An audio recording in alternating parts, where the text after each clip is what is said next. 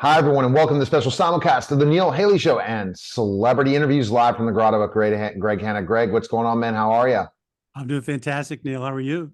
I'm doing great, and I'm excited about our guest today. Our guest today is Martha Bolton. She's a screenwriter, author.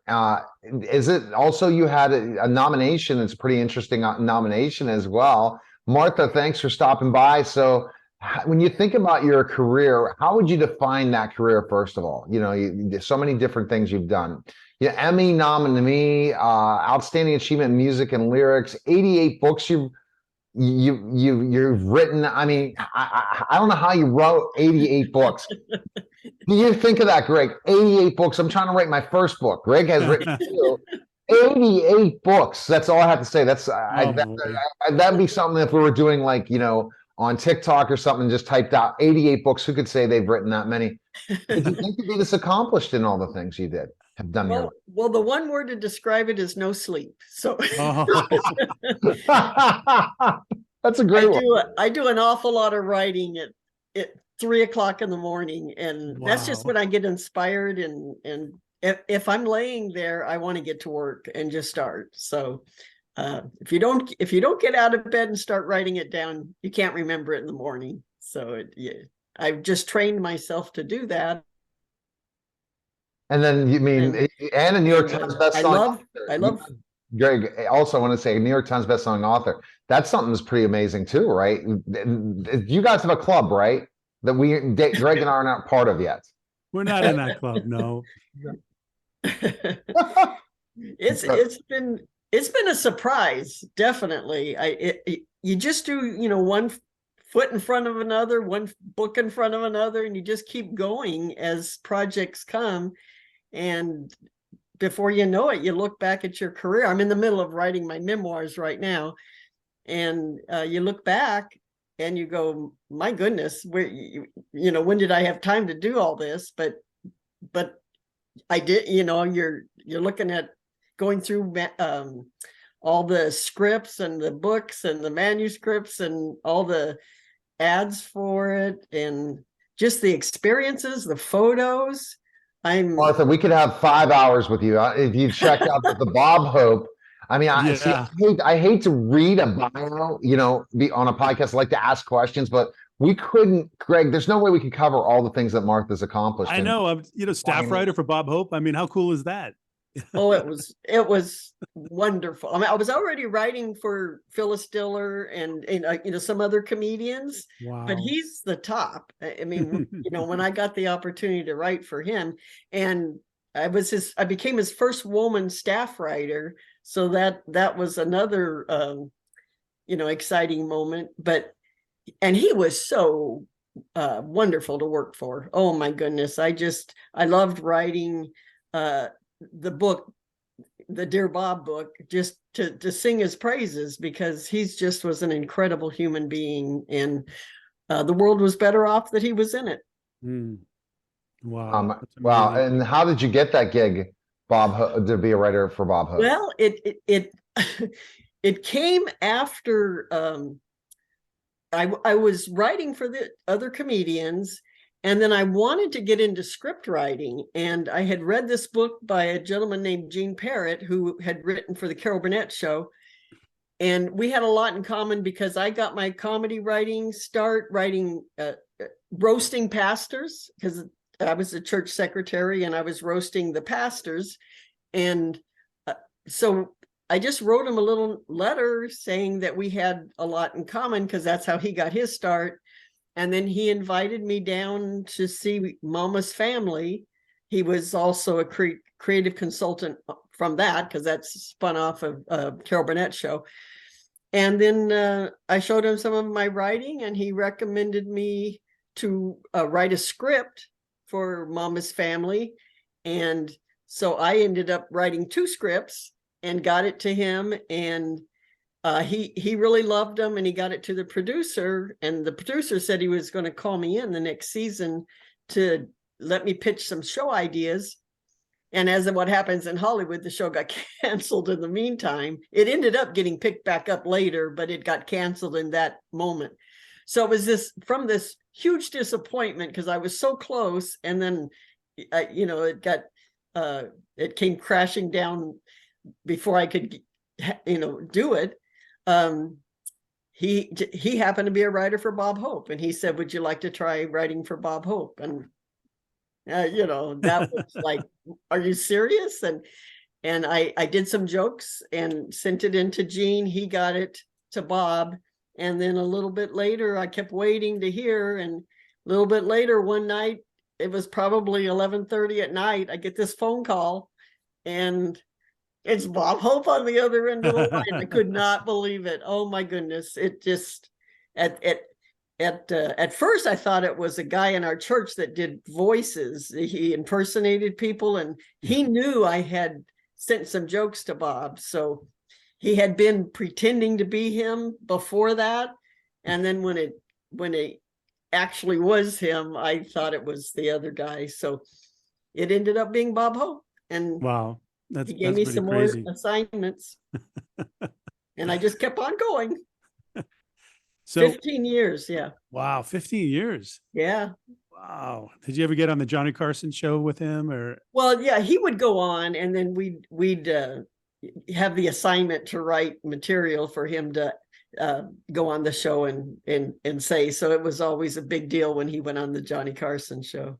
Yeah. Usually plugging a television special coming up, Coming up next. So what would you think, what gave Bob Hope this special talent? What would you say, interacting with Bob and all that made him different than other people? What would you say? He just went for it. He was having fun from the first time he walked out on stage as a young man, and till the end. And I think nobody enjoyed their career as much as Bob Hope did. He couldn't wait. As soon as we finished one show, he was on the phone talking about what are we going to do next. If he traveled all around, into other countries, the plane would just land, and he'd say, "Okay, what are we going to do next?" He loved what he did. And the military, I had tremendous respect for what he did for the military, and I think the world does too. And in researching Dear Bob, the letters from the soldiers that interacted with him back and forth, and just tremendous person, human being, and encouraged the troops, ended up winning. So I always remember the college All-American thing, Greg, for the college All-American with Bob Hope, when he would introduce all the college All-Americans every year. Yeah. This one was a huge Pitt fan in 1979. Or it was 1981 when they'd say Dan Marino, Hugh Green, and that Pitt team of 81, and you'd see, can't wait to see the college All-Americans who they're going to introduce on the Bob Hope show. I remember those days. Yeah, those were so fun. Yeah, those were so fun. And you look back and you see the ones that have gone on to tremendous careers. But they'd come to the studio and they'd be these huge guys walking around, and what was the most famous? What's the most famous college All-American you met? Oh my goodness! Well, the Refrigerator was on the show. I mean, all of them, all the major Super Bowl winners. Oh my goodness, that must have been crazy. So how many years were you writing? You said, I forgot, you said how many years? 15. You met every celebrity. Can you imagine that, Greg? Geez. Just about. I mean, that he all ran the pictures, in a good right? crowd. You get all the pictures. It was fun because on the at the shows, if he needed a line change or something like that, we would go into his dressing room, and he would tell us, we'd have to pitch the new joke to go in there and pitch. And there on the sofa would be these legends of comedy waiting to see what was going to come out of your mouth. And Lucille Ball, Milton Berle, Danny Thomas, I mean, and then all the, the up and coming stars. It was incredible. You never knew who was going to be on the show. And it was an A-list of Hollywood. Oh, I couldn't imagine. And that is crazy. That's why you were in LA. So what's your tip for writers? Because, I'm trying to become a writer now. Greg's a writer. There's so many people who tune in to this podcast and Greg's podcast, plus the radio show. They all want someday to write. What makes a special writer to you? And what do you think? Because, so many people want to write, they just don't think they can, or they don't feel they're worthy to do it. What would you say? Right. Number one, accept that because every writer has that. Every writer has to overcome that. So that's number one. Number two, don't give up, especially in the beginning, because there are some hard knocks. You get the rejection slips, and you were positive. My first book, when I sold it, I took a whole bunch of people out to dinner. And then I got a few weeks later, I get a letter that the company had gone bankrupt. Oh. So, I mean, these things happen. And, at one moment you think it's going, just like I said, that's how I got to Bob Hope, because I got a big disappointment. So don't ever think a rejection is a rejection of your talent or a rejection of your work. Sometimes it's just a different door that's going to open for you. So don't give up in the process. The process is important. That's how you grow. Even if you do get rejections, you go, okay, well, what did I do wrong? And then you start trying to learn more, and just keep putting, like I said, just one manuscript, if one comes back, see if there's something wrong with it. If there's not, get it back in the mail. And then what I like to tell writers to do is have the next place ready that you're going to send it. So in case it comes back, you're ready. You just pop it in the envelope and it's gone. So you don't feel bad too long, because it's out there. There's still hope. And if it continues to come back, then you work on it and see. But you're not, as a writer, you're not a one project person. So have a lot of projects, and it increases your chances. And you don't know which one is going to. The acceptances are kind of going to define your path. Yeah. You'll start going, because I wrote a lot of drama, and then the acceptances was coming in comedy. And so I just went in that direction. And now I'm kind of coming full circle, doing a lot of, a blend of comedy and drama. And, in the musicals that I'm working on and we're doing and having much success with that, which is exciting. But it all started back then. I was doing the drama first, and then comedy, and then now it's a blend. So adapt wherever it's going. Be willing to change and go that direction for a while, and then you may come back and go another direction. But wow, so your new book, the playwright, for Confession, this Amish love story. How did you come up with that, and what's the process behind that? I mean, I might be wrong, but forgive me, but you don't look Amish to me, but I'm not sure. Well, that's interesting too. How that happened was, I was writing plays in the beginning, my very beginning, and church plays and that sort of thing. So I got approached by the producer, who is our producer now on the musicals. And he had heard about me. I had been recommended to him. And so he asked if I would be interested in writing some Amish musicals. And so our first one, which is The Confession, which has just now become the Confession movie, a Confession musical movie, it was written by Beverly Lewis. It's a trilogy, and she's a 5 million book selling authors, very popular in the Amish genre.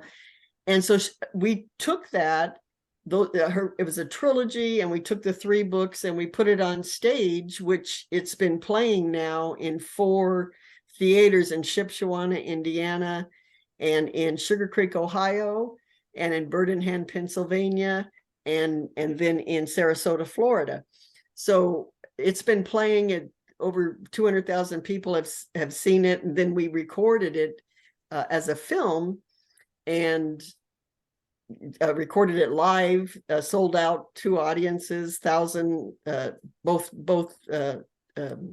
performances, and it's coming out on Fathom February 20th, President's Day, and it's going to be in 1,600 theaters across the country for that one day, 2 showings each theater, and then it'll be on Up TV around Easter. So it just kind of we started, and we've got 13 plays that they're based in either in Amish country. It's an Amish person that's in an English world, or an English person in an Amish world is kind of the theme of all of these, but they're Right.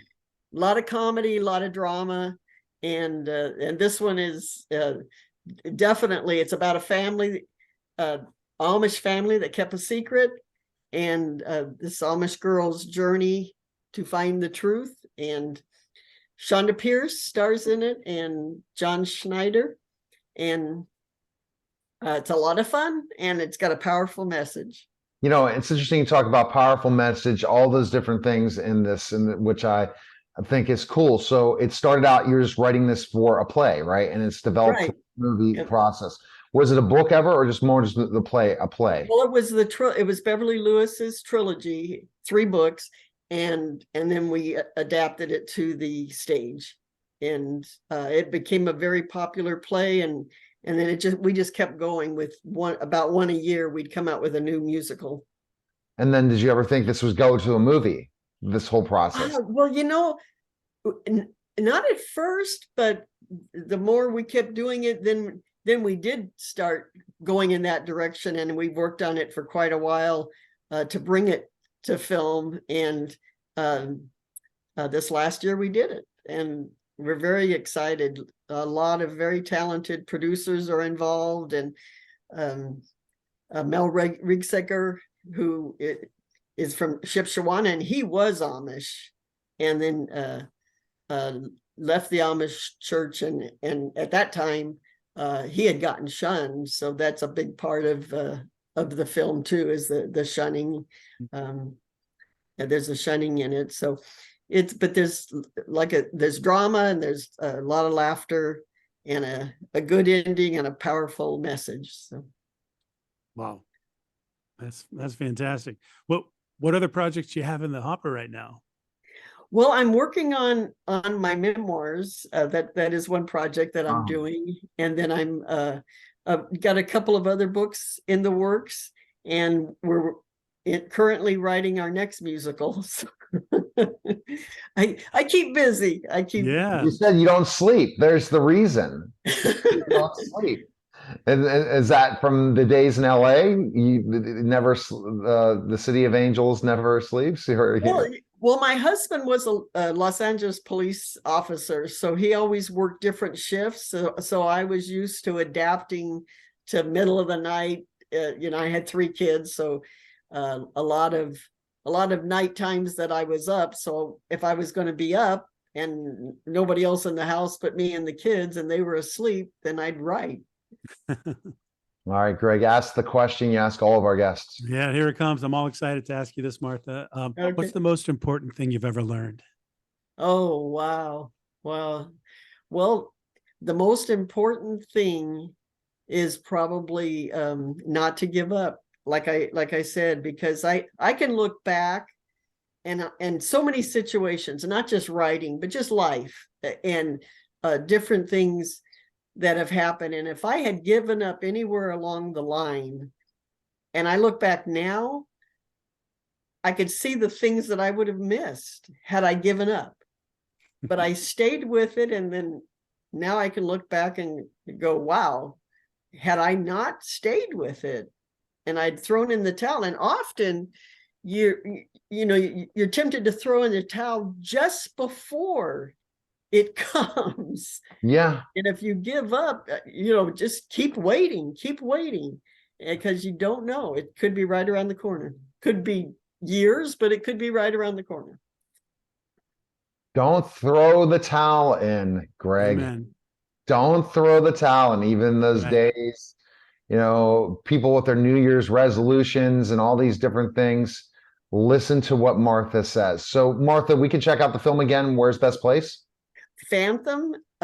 You could go to the Fathom website, or a really good one to remember is confessionmusicalmovie.com. And that you can buy the tickets there. You can check all the information about it at that site. And then you could also get it at fathom.com. Do you have a website yourself where people can go? MarthaBolton.com, easy. Oh my goodness Piece of gracious. cake. Piece of cake. Interesting, Martha. I can't imagine this memoir. Get ready on this. I mean, but the 88 books, now you got to hit the, so are you going to write one other book before? So you say my 90th book's my memoir? Well, maybe it may work out to be that way. Yeah, this is crazy. And continued success.